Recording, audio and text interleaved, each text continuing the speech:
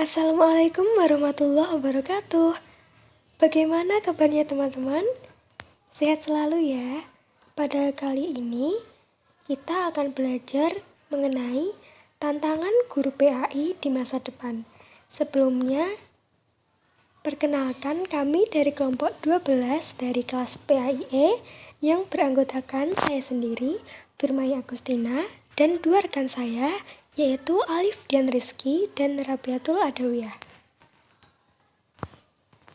Pada tema kali ini, kita akan membahas beberapa topik. Yang pertama, bagaimana peran guru PAI? Yang kedua, apa saja peluang dan tantangan pendidikan Islam di era 4.0? Yang ketiga, bagaimana menjadi guru PAI sebagai pendidik sejati? Kemudian yang keempat, bagaimana upaya untuk menjawab tantangan era 4.0? Yang kelima, apa saja tantangan guru PAI era Sosiati 5.0? Yang keenam yaitu bagaimana upaya untuk menjawab tantangan era 5.0? Baiklah, topik pertama akan dibawakan oleh teman saya. Di sini saya akan menjelaskan tentang peran guru PAI. Made Pidarta pada teori pendidikan mengatakan bahwa proses pendidikan antara murid dan guru terdapat transfer ilmu, transfer nilai, dan transfer perbuatan. Kemudian dikatakan juga dalam Undang-Undang RI Nomor 20 Tahun 2003 tentang Sistem Pendidikan Nasional Pasal 39 dikatakan bahwa guru merupakan tenaga profesional. Jadi, guru pendidikan agama Islam adalah sebagai seorang yang memiliki kompetensi di bidangnya untuk melakukan transformasi ilmu pengetahuan. Guru juga dapat dikatakan sebagai komponen yang memegang peran penting yang berkaitan dengan interaksi sosialnya dengan siswa. Nah, sebagaimana menurut teori pendidikan Made Pidarta dikatakan bahwa selama berlangsungnya pendidikan paling tidak ada 3 hal yang ditransfer dari pendidik kepada peserta didik. Yang pertama yaitu ilmu, nilai, dan perbuatan. Nah, dalam posisi sebagai pentransfer ilmu, maka sudah seharusnya, seyogyanya, guru harus memiliki ilmu yang baik, harus memiliki ilmu sesuai dengan bidangnya. Untuk bisa menguasai ilmu sebagaimana bidangnya, maka guru harus memperkaya ilmu dengan banyak membaca buku atau mengikuti perkembangan, baik melalui media-media cetak seperti koran maupun media elektronik lainnya. Dengan memperbanyak ilmu atau dengan memperbanyak bacaan akan memperluas wacana, memperkaya pengetahuan, mencerdaskan pikiran, dan tentu pantas dan pas bagi seorang guru. Kemudian, dalam Undang-Undang Republik Indonesia Nomor 20 Tahun 2003 tentang Sistem Pendidikan Nasional Pasal 39 juga dikatakan bahwa guru merupakan tenaga profesional. Nah, sebagai tenaga profesional memiliki makna bahwa pekerjaan guru tidak bisa dikerjakan oleh sembarang orang karena bertugas merencanakan dan melaksanakan proses pembelajaran, menilai hasil pembelajaran, melakukan pembimbingan dan pelatihan, serta melakukan penelitian dan pengabdian kepada masyarakat. Kemudian, berkaitan dengan profesionalisme guru, untuk menjadi seorang guru yang profesional harus memenuhi karakteristik di antaranya. Yang pertama, mempunyai watak dan sifat robaniyah yang terwujud dalam tujuan, tingkah laku, dan pola pikirnya. Kemudian bersifat ikhlas. Ikhlas dalam melaksanakan tugasnya semata-mata untuk mencari keridhaan Allah dan menegakkan kebenaran. Kemudian bersifat sabar. Sabar dalam mengajarkan berbagai pengetahuan kepada siswanya. Kemudian jujur dalam menyampaikan apa yang ia ketahui. Kemudian senantiasa membekali diri dengan ilmu. Kemudian mampu menggunakan metode mengajar secara bervariasi. Kemudian mampu mengelola kelas dan peserta didik tegas dalam bertindak dan profesional. Kemudian mengetahui kehidupan psikis peserta didiknya. Kemudian tanggap terhadap berbagai macam kondisi dan perkembangan dunia yang dapat mempengaruhi jiwa, keyakinan, atau pola berpikir peserta didiknya. Kemudian berlaku adil terhadap peserta didiknya. Menjadi guru yang profesional tidak hanya dilihat dari ketika guru mengajar di dalam kelas saja, akan tetapi peran guru yang sebagaimana dikemukakan oleh Mulyasa, peran guru yang pertama yaitu guru sebagai pendidik. Nah, guru dikatakan sebagai pendidik karena guru yang menjadi tokoh dan panutan bagi para peserta didik dan lingkungannya. Oleh karena itu, guru harus mempunyai kualitas pribadi yang mencakup tanggung jawab, wibawa, dan disiplin. Kemudian, guru sebagai pengajar. Guru selain sebagai pendidik juga mempunyai peran sebagai pengajar. Guru membantu peserta didik yang sedang berkembang untuk mempelajari sesuatu yang belum pernah ia ketahui. Kemudian, guru sebagai pendorong kreativitas. Guru sebagai pendorong kreativitas dimaksudkan bahwa guru senantiasa berusaha menemukan cara yang baru dan cara yang lebih baik dalam melayani peserta didik. Kemudian, guru sebagai mediator dan fasilitator. Sebagai mediator, guru harus memiliki pengetahuan dan pemahaman yang cukup tentang media pendidikan, karena media pendidikan merupakan alat komunikasi untuk lebih mengefektifkan proses pembelajaran. Sebelum masuk ke penjelasan selanjutnya, di sini saya akan mengulas sedikit tentang peran guru PAI di era globalisasi. Jadi, peran pendidikan dalam era globalisasi seperti saat ini tampaknya tidak terfokus pada peningkatan sumber daya manusianya saja, melainkan harus mempersiapkan SDM yang mampu menerima dan menyesuaikan diri terhadap arus perubahan yang telah terjadi di lingkungannya.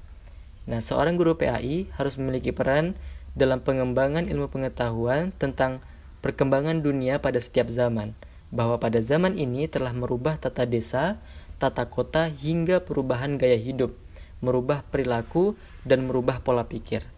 Nah, menjadi guru PAI di zaman sekarang ini itu menjadi tantangan lebih berat, karena harus mendidik siswa dengan potensi yang beragam persoalan, beragam kenakalan, dan lain-lainnya.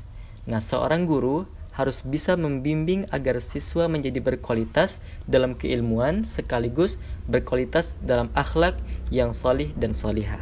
Saya akan membahas tentang peluang dan tantangan era Education 4.0 atau 4.0. Sebelum masuk pada pembahasan, saya akan sedikit membahas tentang revolusi industri 4.0 dan revolusi education 4.0. Revolusi industri merupakan perubahan cepat yang terjadi di dunia industri yang dimulai dari industri 1.0, 2.0, 3.0 hingga industri 4.0. Dalam konteks pendidikan, pembelajaran dituntut untuk mampu beradaptasi dengan perkembangan era 4.0 ini, di mana pendidik dan peserta didik mampu mengelola dan memanfaatkan data information technology atau IT, operational technology atau OT, Internet of Things (TOT), dan Big Data Analytics, lalu mengintegrasikannya dengan objek fisik, digital, dan juga manusia. Selanjutnya, peluang dan tantangan pendidikan Islam di era 4.0 atau 4.0. Peluang yang pertama, mempermudah akses penyebaran dan pengembangan pendidikan Islam. Ajaran Islam pada zaman atau era 4.0 tidak lagi dipelajari dari rumah ke rumah atau di perpustakaan buku, namun ajaran Islam bisa disajikan atau disampaikan melalui dunia maya. Maka, konten media online harus dimanfaatkan oleh pendidik muslim untuk ambil peran dalam mencerdaskan kehidupan umat. Seperti para da'i yang viral di tengah masyarakat, seperti Ustadz Abdul Somad, Ustadz Adi Hidayat, dan lain sebagainya. Peluang yang kedua, menambah pekerjaan baru. Di satu sisi, era 4.0 menghilangkan sejumlah pekerjaan dengan digantikan oleh robot dan alat canggih lainnya. Namun, dalam konteks pendidikan Islam, muncul beberapa peluang kerja seperti mendesain pembelajaran PAI berbasis online, mendidik dunia maya, menyusun dan menciptakan sumber belajar pendidikan Islam secara elektrik, dan sebagainya. Peluang yang ketiga, perkembangan lembaga pendidikan Islam di Indonesia yang kian pesat. Hingga saat ini terdapat sejumlah lembaga pendidikan atau LPI baik formal maupun non-formal. Secara formal, LPI dimulai sejak RA, Madrasah Ibtidaiyah, Madrasah Sanawiyah, Madrasah Aliyah, dan juga perguruan tinggi. Sedangkan non-formal dikenal pendidikan diniyah, pendidikan Al-Quran dan madrasah diniyah atau pesantren, dan majelis taklim. Peluang keempat, kebutuhan dimensi ruhani. Pada era 4.0 selalu berbicara tentang kecanggihan teknologi yang sesungguhnya bersifat materi dan memberi kemudahan bagi aktivitas manusia secara jasmani. Padahal manusia memiliki dua dimensi, yaitu dimensi jasmani dan juga dimensi rohani. Kehadiran pendidikan Islam sangat dibutuhkan untuk menyelamatkan peradaban manusia yang didasari oleh kekuatan spiritual keagamaan. Jadi, antara dimensi jasmani dan rohani harus seimbang. Selanjutnya, tantangan. Tantangan yang pertama yaitu kecenderungan generasi Z yang lebih terbuka dan rasional. Generasi Z atau generasi digital lahir di era ini cenderung bersifat terbuka, menuntut lebih bebas, senang mengekspresikan diri, hidup dalam kecepatan tinggi, dan memiliki sumber belajar yang beragam. Mereka mempelajari agama melalui Google atau media sosial lainnya. Tanpa bimbingan guru, mereka akan menemukan pandangan yang berbeda mazhab, beda aliran, atau mereka yang memilih hal-hal mudah dari pandangan masing-masing mazhab. Akibatnya, perbedaan pendapat tentang paham keberagaman bisa kian meruncing dan semakin parah jika hanya berguru kepada Google, Facebook, dan media sosial lainnya, yang akan hanya menimbulkan dampak negatif bagi generasi tersebut. Selanjutnya, dampak negatif internet. Perkembangan sistem informasi dan internet sesungguhnya membawa banyak kemudahan bagi kehidupan manusia. Namun, jika ia berada di tangan yang tepat, maka internet akan membawa banyak manfaat bagi penggunanya. Dan sebaliknya, jika internet berada pada tangan yang salah, maka dia akan membawa banyak kerugian ataupun banyak mudarat bagi penggunanya.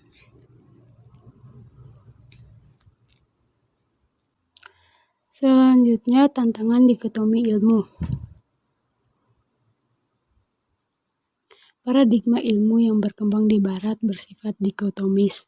Revolusi Industri 4.0 tidak terlepas dari peran Barat dalam mengembangkan ilmu pengetahuan dan teknologi, sementara epistemologi keilmuan yang berkembang di Barat menekankan pada pendekatan rasional, empiris, dan dikotomik.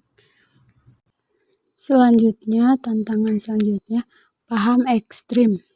Paham ekstrim ini terdiri dari dua, yaitu paham ekstrim kanan dan paham ekstrim ke kiri. Akses informasi yang sangat terbuka dan cepat menyebabkan berbagai aliran dan paham keagamaan semakin beragam. Paham ekstrim kanan ini cenderung berpikir tekstual, fanatik, hingga menjadi radikal. Sebaliknya, ekstrim kiri mengedepankan rasional, kontekstual, menggugat nas, lalu menjadi liberal.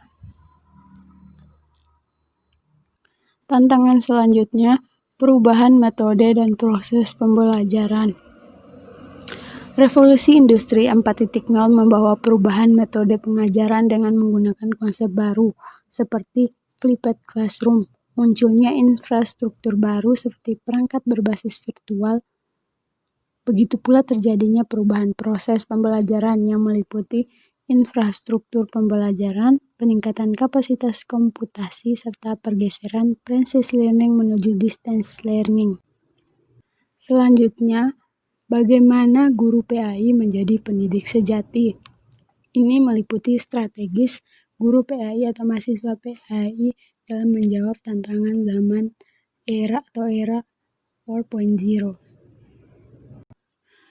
Sosok pendidik sejati dituntut mampu mencerdaskan akal, hati, dan fisik manusia secara komprehensif.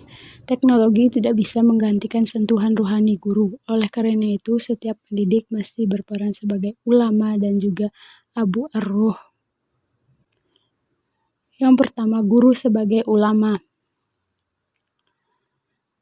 Dalam Islam diyakini bahwa guru ideal sepanjang zaman adalah Nabi Muhammad SAW. Kekuatan Nabi sebagai pendidik terlihat dari akhlaknya yang paling ideal. Akhlak Nabi dapat dilihat dalam sebuah kata, yaitu Al-Quran. Penerus perjuangan Nabi SAW adalah ulama, yaitu mereka yang berilmu, dan dengan ilmu itu mereka semakin dekat dan khusyuk kepada Allah Subhanahu wa Ta'ala. Maka guru harus memiliki karakter ulama. Yang kedua, guru sebagai abu ar-ruh. Dalam pendidikan Islam, hakikat guru adalah abu ar-ruh atau spiritual father, atau juga disebut orang tua.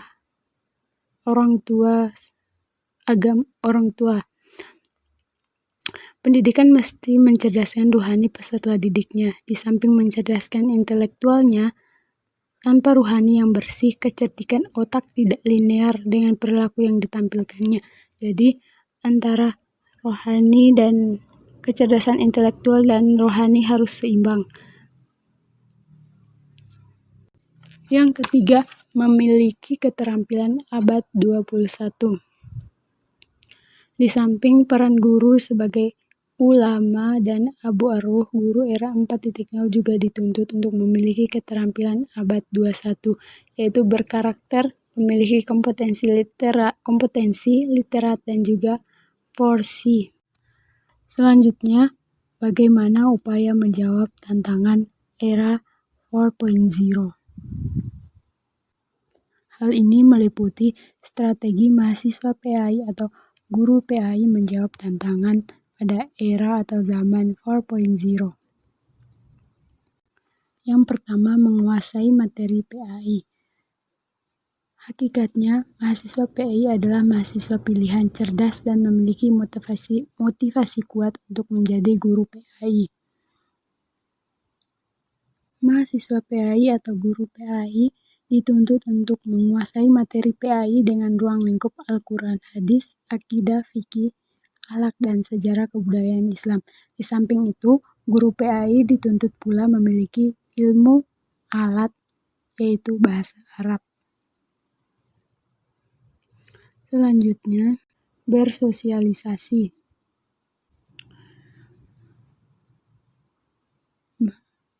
Organisasi kemahasiswaan menjadi salah satu kelas belajar sekaligus sekolah karakter bagi mahasiswa. Mahasiswa PAI khususnya. Bagi mahasiswa, untuk melatih kemampuan leadership sebagai komponen penting yang dibutuhkan di era 4.0. Organisasi mahasiswa juga berperan penting dalam mendidik soft skill mahasiswa yang sulit ditemukan dalam kelas belajar atau intrakurikuler. Selanjutnya, networking atau membangun jaringan antar sesama mahasiswa atau guru PAI.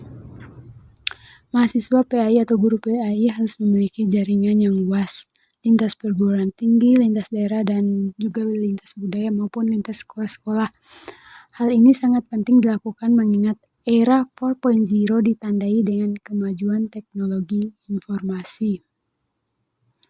Era 4.0 membutuhkan jaringan yang luas dan masing-masing orang memiliki kebutuhan yang sama untuk saling berinteraksi, saling memberi, dan juga saling berkarya. Selanjutnya, mendidik rohani. Biasanya, mahasiswa yang belajar di perguruan tinggi lebih disibukkan dengan aktivitas terkait dengan ranah kognitif atau intelektual. Sementara ranah efektif kurang tersentuh karena sudah ditekankan pada jenjang sebelumnya, terutama di tingkat pendidikan dasar. Namun faktanya pembinaan rohani mahasiswa masih sangat dibutuhkan, termasuk mahasiswa PAI.